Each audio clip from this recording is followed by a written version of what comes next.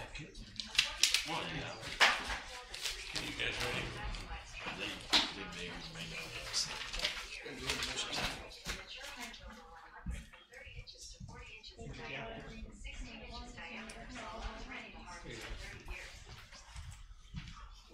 we'll start with a hopper. I'd like to call to order the meeting of the Greenwood Common Council on Monday, January the 21st. If you would please stand with me for the Pledge of Allegiance.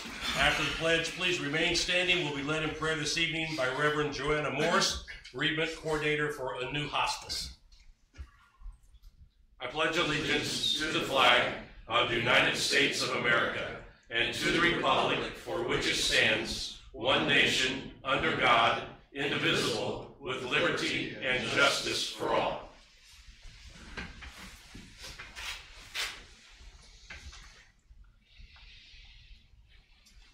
Let us pray. Father, we come again so grateful to you for the privilege and honor of being able to voice our thoughts and concerns and to live in a democratic society. We pray for your spirit of camaraderie and peace in this meeting tonight. We pray that all that is decided would be for the best of this city.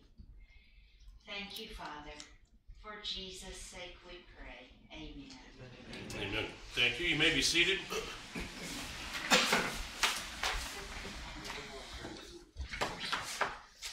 Roll call. Armstrong. Here. Bates. Present. Campbell. Here. Dine. Aye. Foster. Present. Gibson. Here. Hill. Here. Hopper. Here. And Lexi. Here. We have a quorum. All of you should have received copies of our minutes from our last regular meeting on January the 7th. Do I have a motion? So moved. Motion by Mr. Bates, second. Second. Second by Mr. Dine. Any deletions, corrections, or additions? Seeing none, roll call on the minutes. Armstrong. Aye. Bates. Aye. Campbell. Aye. Dine. Aye. Foster. Aye. Gibson. Aye. Hill. Aye. Hopper. Aye. And Lexi. Aye. Minutes are approved 9-0. At this time, we open up the podium to members of the audience who would like to address the council concerning matters that are on our agenda tonight. So if you're here tonight and would like to address the council, please step to the podium and state your name and address for the record.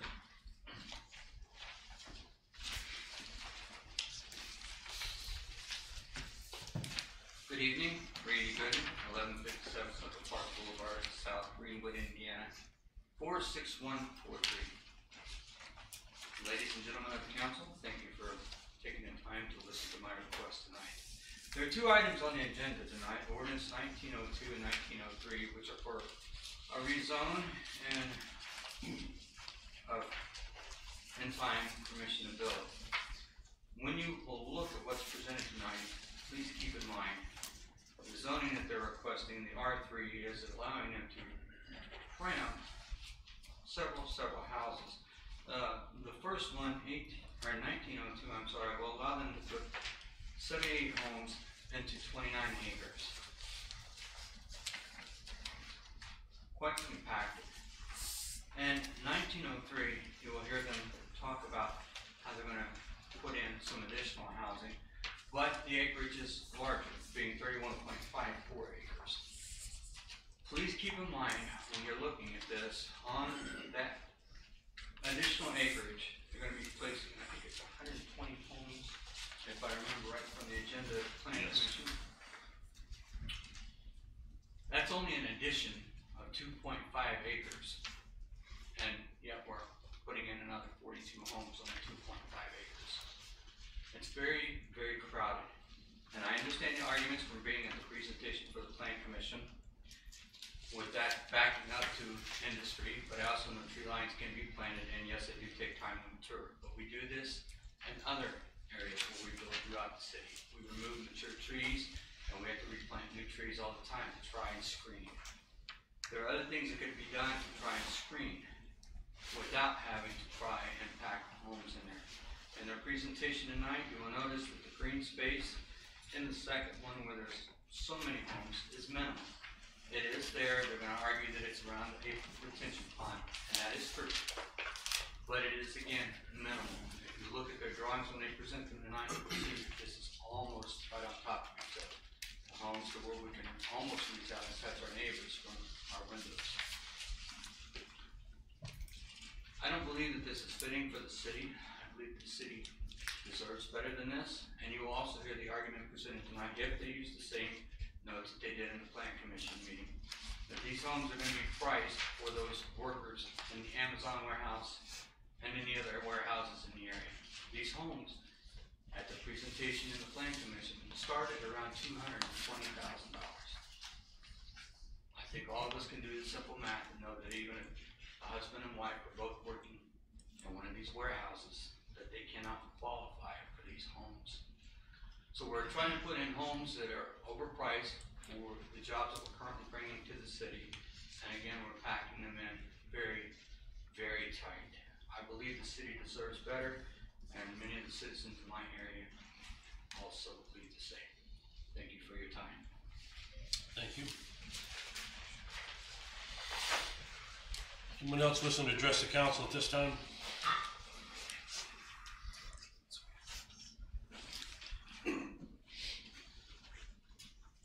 Well, my name is Larry Gates, and my wife and I own the wooded property just north of the proposed retreat subdivision.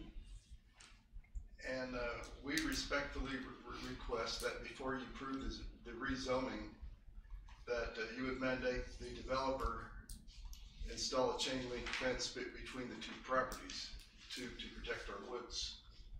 We believe this would be an impediment for trespassers ranging from kids playing with grass with matches in our woods with 30-some-odd-year-old walnut trees, as well as somebody going out their backyard and deer hunting in our woods.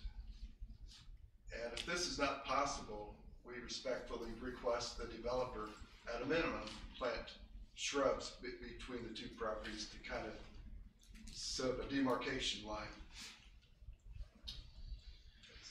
Thank you. Thank you. Do you live on the east or west side of Combs Road now? East side, I'm sorry. Okay. All right, any other questions for Mr. Gates? All right, thank you very much. Okay, and currently don't live there, but we own the home, and we own 22 acres of woods there. We don't live there because we have grandchildren like 1 minute away from our current house. All right, thank you. All right, anyone else wishing to address the council at this time? Seeing none, moving on to reports, Corporation Counsel. You all should receive the semi-monthly item report and the litigation report. And if you have any questions, please contact me. All right, any questions? Seeing none, Controller, Mr. Wright.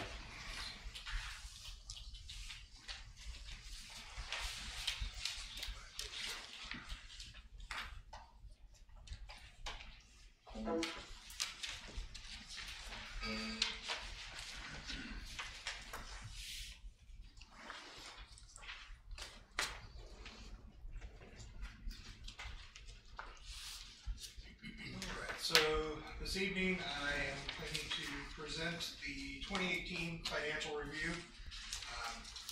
We didn't get everything reconciled, so we do have our cash basis financials completed. My plan tonight is to go through the city financials, looking at receipts and disbursements, the proprietary funds, which are utilities and the airport, budget to actual on disbursements, and then talking about reserve ratios, and finally any questions at the end. If you have questions throughout, please do stop me. Try not to go too quickly in case anybody has questions. So beginning, this is the receipts for the city funds. I've highlighted at the top our property taxes. Total property taxes collected, not including the redevelopment, which is separate, were $13,283,473. Our actual actual levy was $14,159,975. Our circuit breakers were $1,036,320. We also did have some delinquent collections of $159,818 that got us to that $13,283,000. Most of the funds, you can see revenues are slightly up from last year. Parks and Recreation was slightly down. I have combined in here their SNR, their Park Impact, and their operating into one column there. Park Impact is what was dragging that down. On the expenditure side, looking at the last line under expenditures where it says other expenditures, I do want to point out that that includes where we have purchased CDs. So that's the money going out and into the CD. So it's no longer liquid cash, but it's actually in an investment. And you'll see that down at the bottom where we have our investment balances. We did end up increasing the total cash and investment balance for our general fund by approximately 13% this year. We did shift more of that fund into investments so that those funds that are on hand can generate some interest, and then when we need them, they're usually within 6 months of being liquid. And we do have some others that are liquid as of the day we need them through Trust Indiana, so we can get those if we need them as well.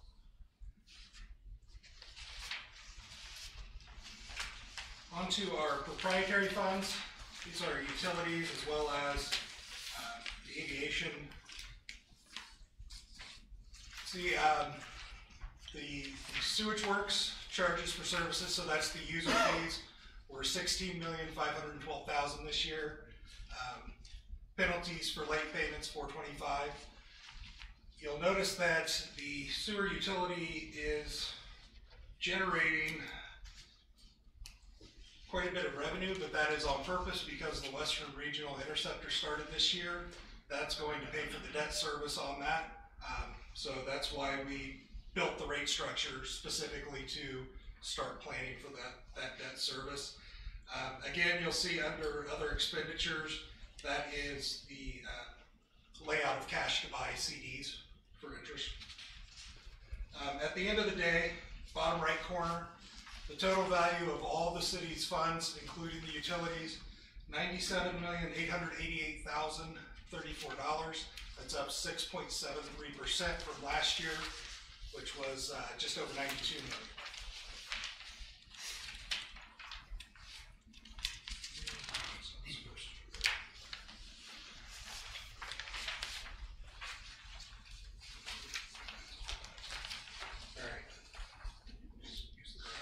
So here you can see a breakdown by departments in the general fund, how much they spent of their overall budget.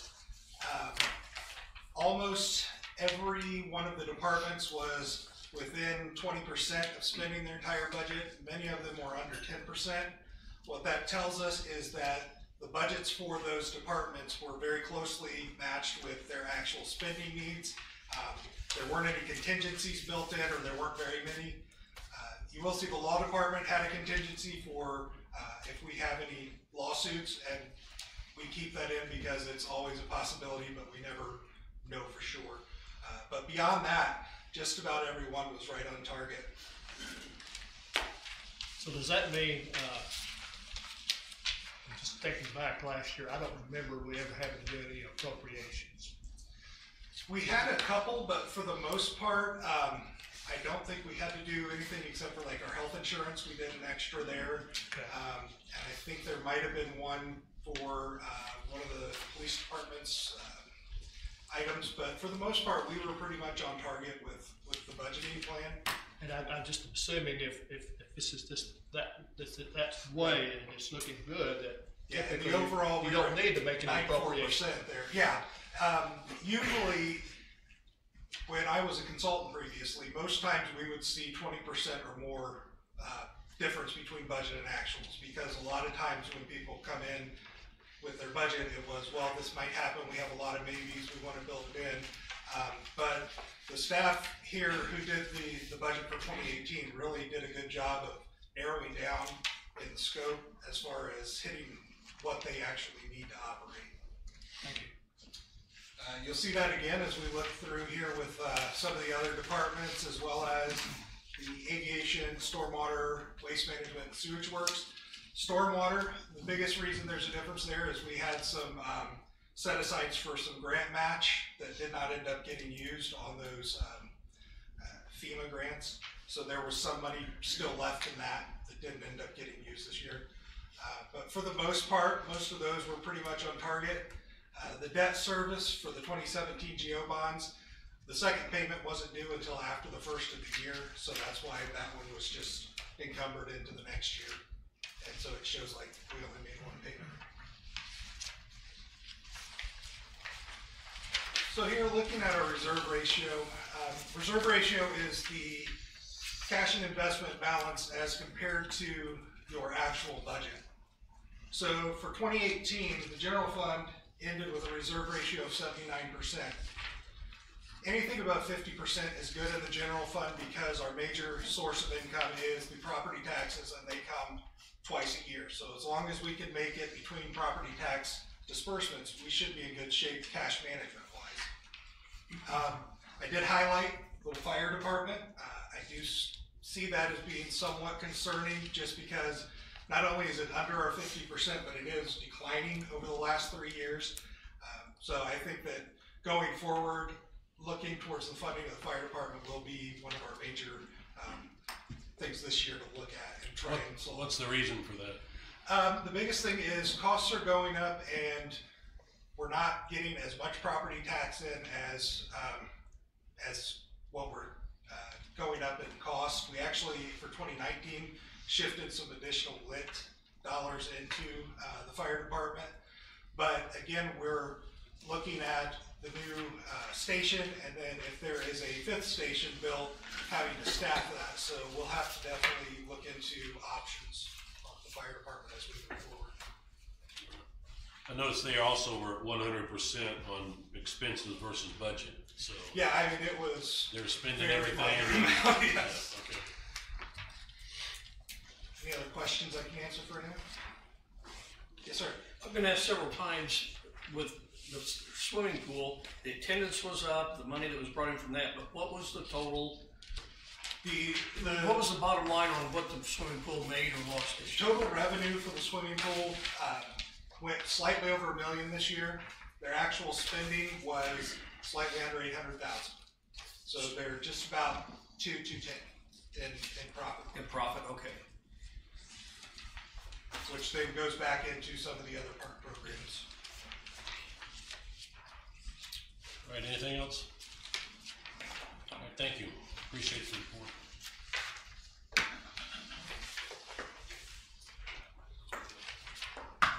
Committee or board reports. All of you should have received copies of my report from the last RDC meeting. If you have any questions, please let me know. Any other committee or board reports? It was quite a spirited planning commission meeting, and the one controversial property, the warehouse property, has been, it was not brought off out of the planning commission, and they will take it back up this next coming Monday. But the properties that have been talked about were passed out of the planning commission with favorable recommendations.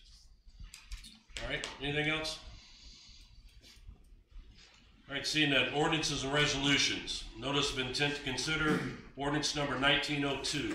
An ordinance to amend the official zoning map adopted by reference in zoning ordinance number 82-1 as amended, proposed rezoning of approximately 29 acres located north of Main Street on the east side of Combs Road, sponsored by Dime. Do you have a motion? Make a motion to accept this. Motion by Mr. Dine, second? Second. Second by Ms. Gibson. Mr. Peoples. Members of the council, Bill People, and the plan for the city. Before you today is a request to rezone land along Combs Road from R2 to R3 for single-family residential development.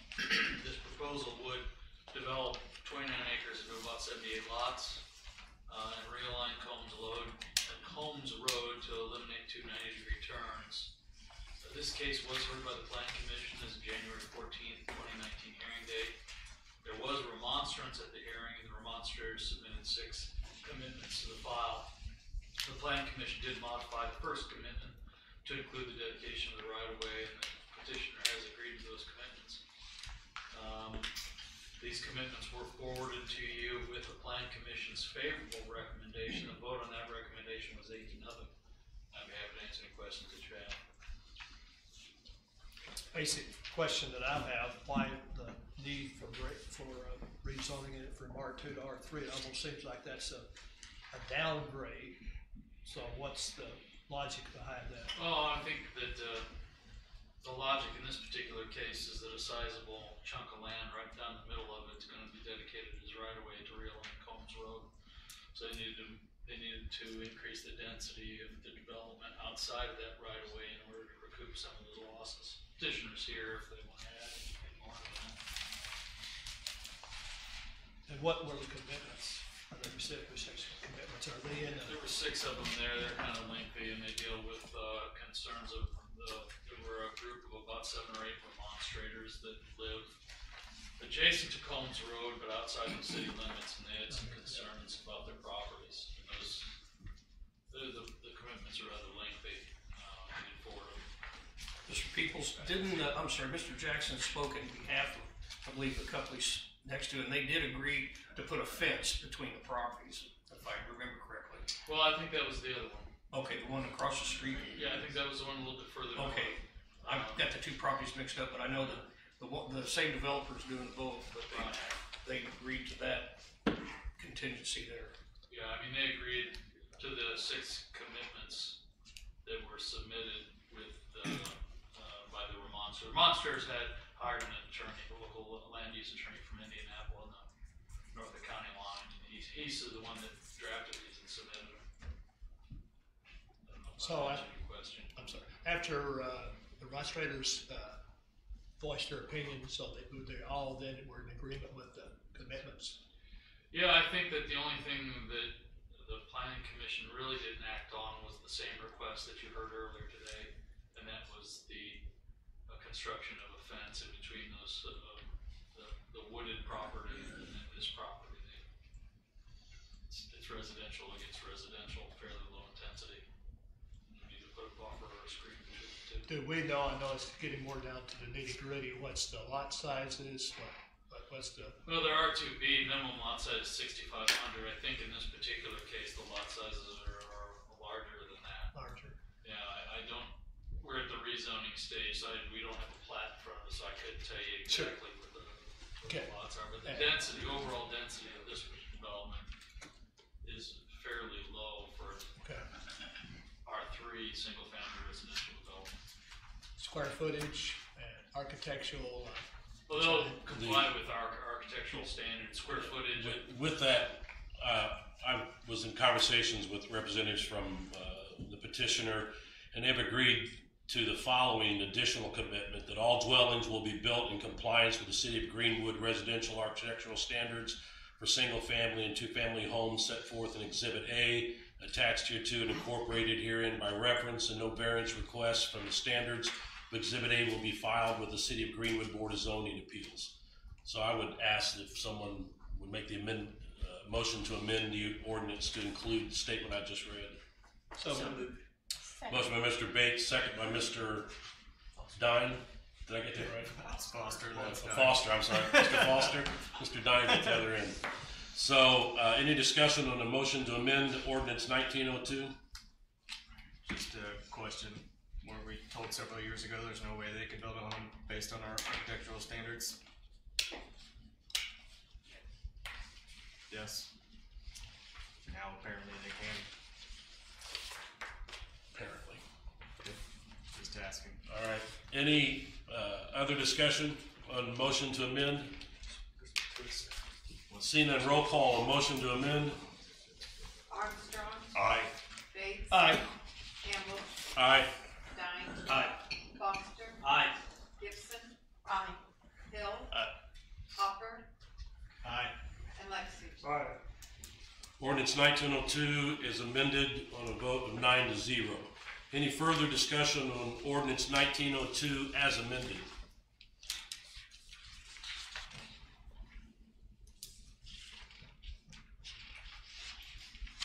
Seeing none, and roll call, ordinance 1902. Bates, Aye. Campbell, Aye. Dine, Aye. Foster, Aye. Gibson, Aye. Hill, Hopper, Nay.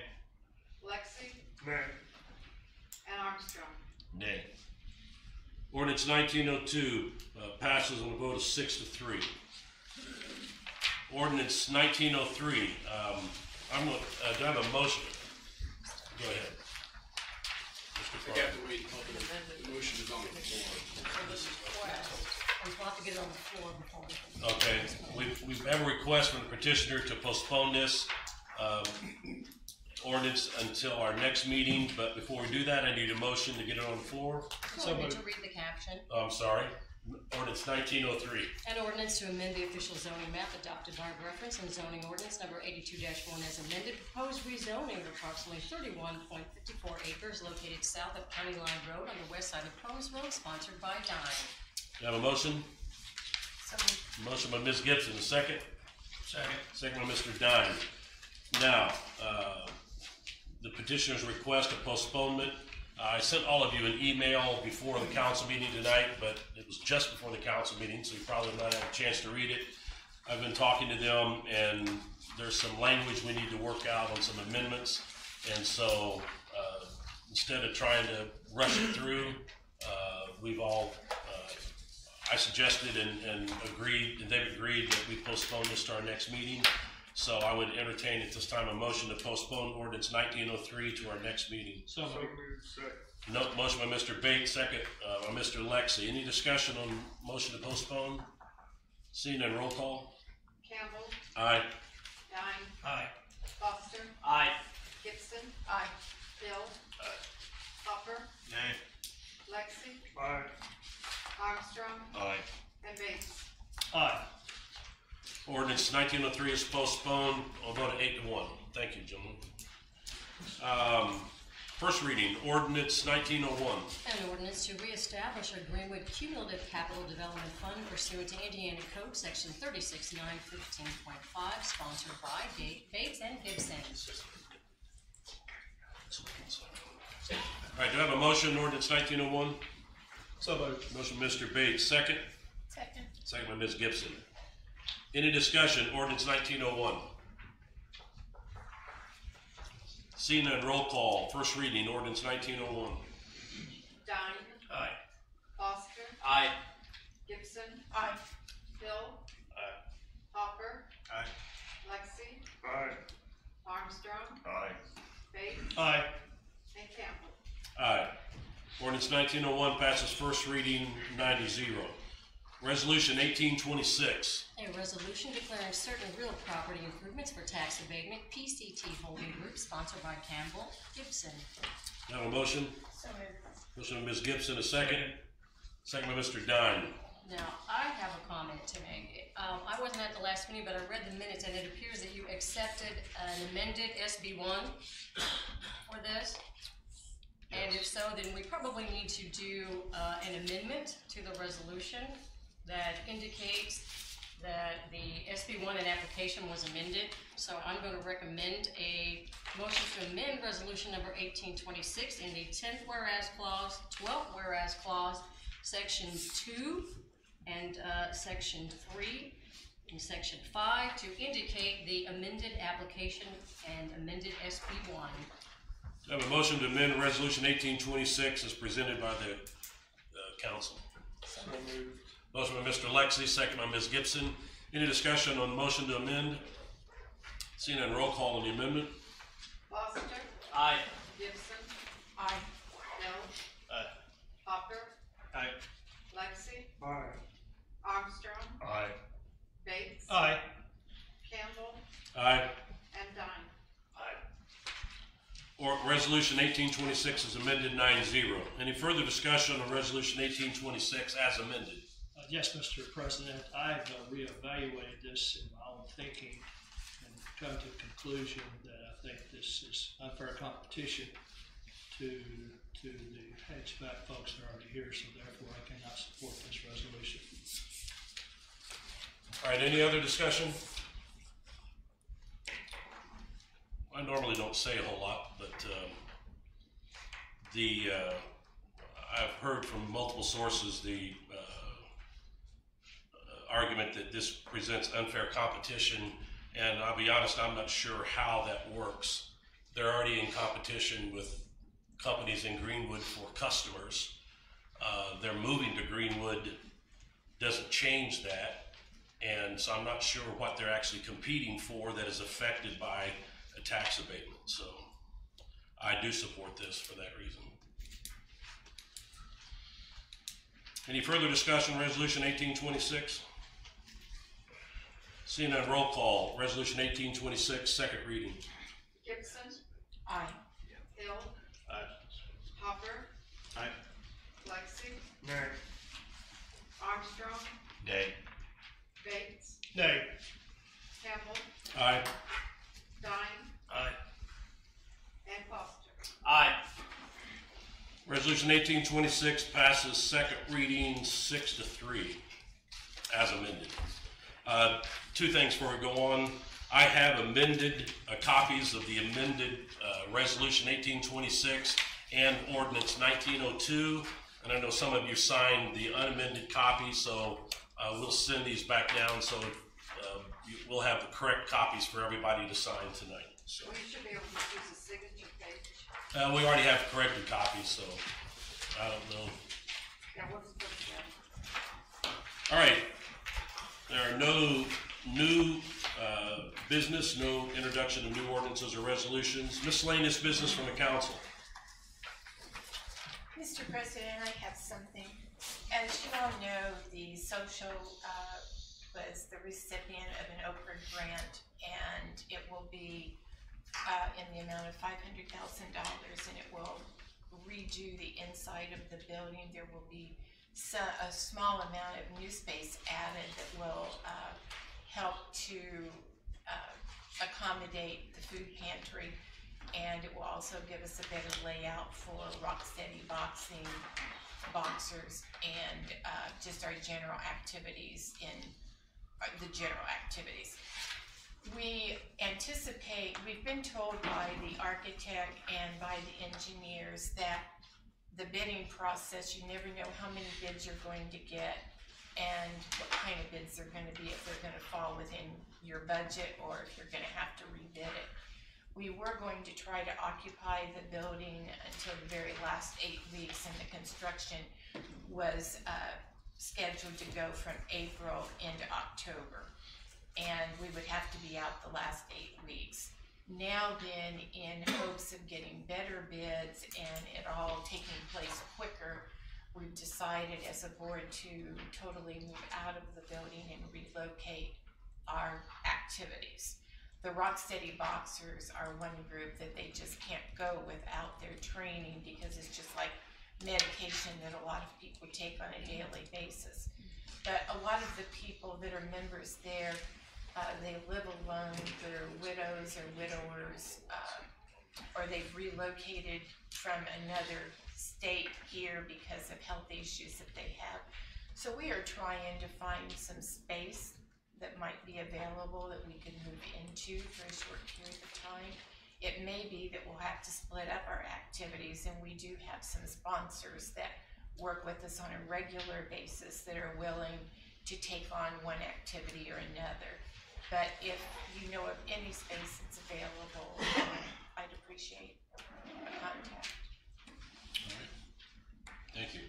I'm glad to hear they're looking to get a grant and Well, they got the grant. got the grant, and they're making some changes on the Rocksteady program, boxing program is a great thing, so. It is, it's made a tremendous difference in a lot of lives. Right. All right, anything else from the council? I have one thing that I try to bring up every year. That has to do with the Greenwood Fire Department, as compared to the White River Township Fire Department. I don't have runs because I didn't ask this year, but ours are always, a couple thousand more than what White River Township Fire Department does. For 2019, our certified budget's going to be $7 million roughly. White River Townships is about 9.4 million. We continue to do it better, cheaper. I urge you, if you live in White River Township, to contact your state rep and tell them to get rid of this arcane White River Township Protected Fire District so that Greenwood could have the 135 corridor and cost you less money on your taxes to provide fire service. Thank you. Thank you. I appreciate it. You're welcome. Anything else from the council? I agree with everything you just said.